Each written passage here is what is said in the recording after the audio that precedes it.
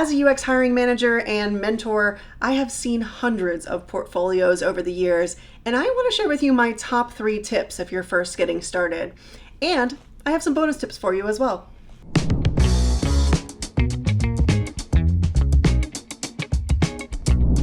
But first, I'm Erin Essex. I've been working in the UX game here for some time with big names such as Shutterstock, MongoDB, and currently at Google.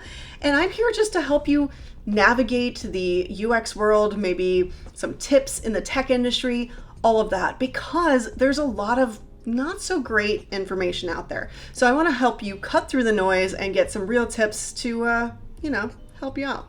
But before we get into it, this content just reflects my personal experience, my experience as a mentor and formerly as a hiring manager, and not necessarily that of the companies that I currently formerly work at, or the coworkers of said places as well. Okay, got it? All right, let's move on. All right, so let me go ahead and get into it. Do I need to draw it out on the whiteboard iPad? No, but it's fun for me, so I'm gonna do it, all right? So what we're gonna do here is talk about tips specifically for UX portfolios. If you are a researcher, I can't necessarily help you with that. I do not know how their portfolios are different. Maybe they're not, I don't know.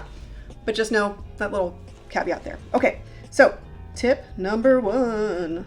You really may be tempted to use your portfolio as an opportunity to talk about all the things that make you you. And that's awesome. I love the energy that you're putting out there. So you might be thinking like, well, I'll put my UX work here. I'll put my photography work. Ooh, I'm really good at ceramics. I also crochet on the side, and then I need an about me page and a contact page. Don't do this. Just don't do it. Just don't do it. The thing about navigation is you want it to be as quick as possible for a hiring manager or a recruiter to go through your site and find what they're looking for, which is typically only 3 things. It's your work, maybe more about you, and contact. That's it. That's all you really need there. So suddenly your navigation only really needs to be maybe your name as your logo and those 3 things. I know it's really stripped down, but this is not the time for you to be talking about your entire life history. Keep it short, keep it simple. I'll showcase some examples here at the end, showing you these in action as well. With that, let's move on to tip number 2. Tip number 2 is going to be about the layout of your actual homepage.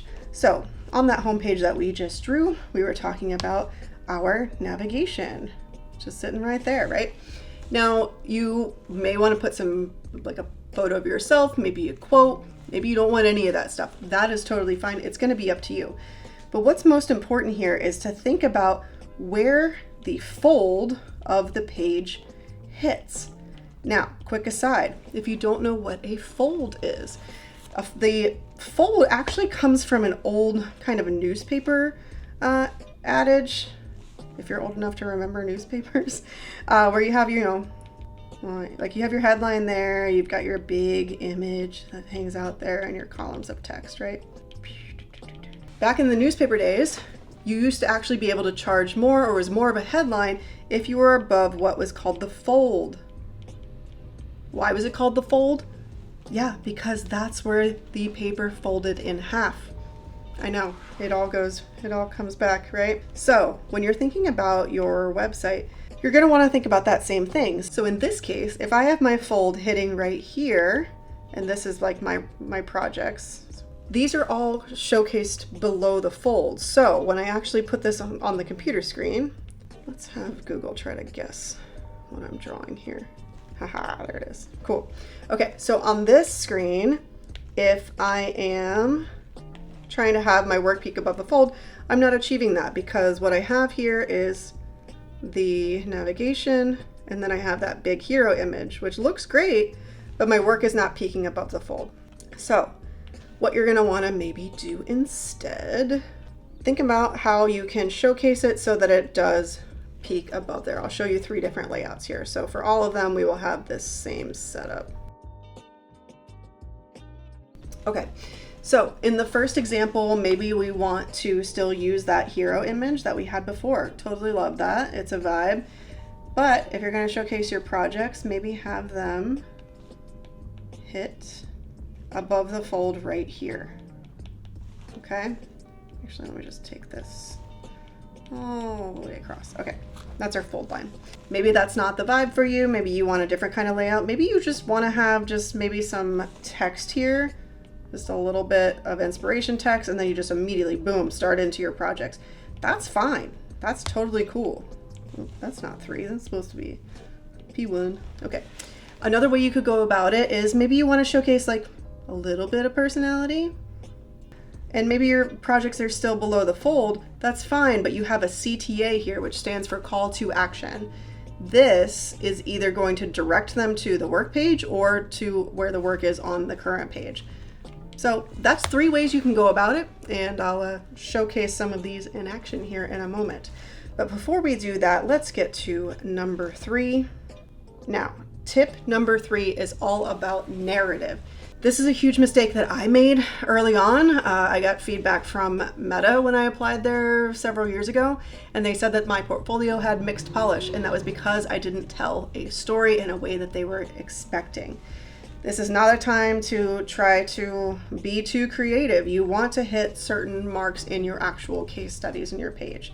So, thinking about your nav still, but this is on the actual project page, right? So maybe we have this like really nice glamour shot of our product and the name of it. Cool. We want to set up context on what we did, what our role was, maybe how long our timeline was. All of that information would be really great to say up front. Then you're going to want to add context of your project. Why was it a thing? What were you trying to solve for? What was the problem? All of that. There are many examples that go into more detail than this, and if you're interested, I can make a video all about this, but I'm just going to cover the highlights. But please, please, please give us context on your project. The next thing that I love to see is actually drawings. Let me make myself some room here and make our page longer. I love seeing process drawings. So give me, your early sketches, maybe some wireframes, any of that, especially information architecture or diagrams. Please, please, please put them in here. Put them early and often. I'm only drawing them once, but please put them more frequently. I also love to put in pictures of, the team, right? It showcases just that little bit of more human factor. If you have them, if you don't, totally skip it, but I love showcasing that kind of stuff. Okay, ended up running out of page anyway, so let me continue up here. The last tip that I'll give you, I think is one of the most important. No matter what, you need to have some kind of results section. Tell me how you measured success in your product. Tell me, how did it go? How did it land? What were the numbers there? And if you actually get those real numbers, just showcase them. Make them big, make them bold, show them off. The other thing in this section that you're going to want to do is put like, what did you learn as part of this? I love reading these. These give me more insight into how you think as a designer and how you might be to work with. So these are 2 really important things. A big question I get is, well, Erin, this was for a boot camp, or this was for a hackathon, or this was for a class that I took. I don't have results. No worry, I still want you to put something here. I want you to tell me how you would measure it. If you're doing a checkout, tell me that you would measure for cart optimizations, like time on site, overall conversions, bounce rate. Tell me any of that. That's going to tell me how you think analytically as a designer. So do not skip that, even if it's for a student project or side project. All right, putting my whiteboard down, my bonus tips, your about page. That is where you can showcase all of that stuff that is amazing about you. That's where I want to see your photography. That's where I want to see your ceramics. That's where I want to learn more about you as a person and how you are outside of work. Show me you're a great culture fit, all of that kind of stuff. Of course, we're not judging based on these pages, but I think this is a great place for you to showcase who you are. That's number 1. Number 2, take advantage of tools like ChatGPT and Bard to help you write. I didn't showcase my website in here because my writing needs to be updated, but this is a great way for you to write really good copy in your website and not have to spend too much time doing it.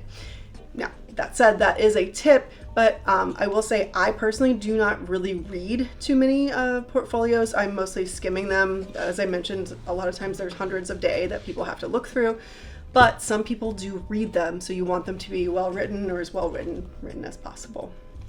Lastly, let me show you these ideas in practice with a few example sites. One of these people I know, and 2 of them I don't know actually, But you'll see here we have this site, very simple navigation, 3 items, super straightforward. Moving to the second one, so we have Simon here, also 3 items, very clean, super straightforward. And then Paula, very friendly, work is here, 3 navigation items.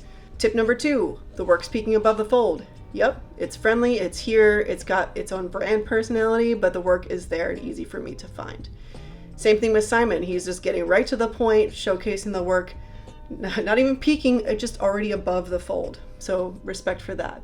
And then Matthew's site here, actually that's on the homepage. On the homepage, we also have personality, a quick little byline about the person, and that work peeking above the fold. And then lastly, inside the work itself, you can see here with Matthew's work, we have the beautiful glamour shot, what their role was, all kinds of documentation, process diagrams, what they did, all of this. Amazing to go into as much detail as you have. Also a good reminder for those of you in the middle of a project right now, make sure you capture all this stuff so you can add it to your portfolio later. And at the end, they kept it really short and sweet, talked about how much the product or feature had earned already and what their next steps would be. Now, Simon did something similar with theirs. I also would make this whole card clickable. It's only this thing that's clickable. But anyway, that's just me. So here, really beautiful case study. Showcase, oh, this is perfect. This is showcasing the actual problem in real life too. Now, I actually saw this from a student and they got feedback that this was an example of a case study that was too long.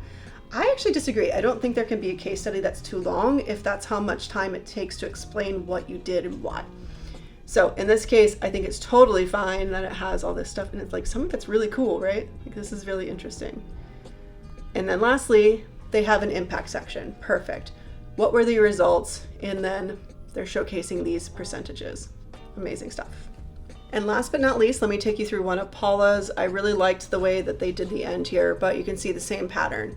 They're showing what they did, context, nice shot of the final product, going through all the motions and all of the beautiful little captures along the way.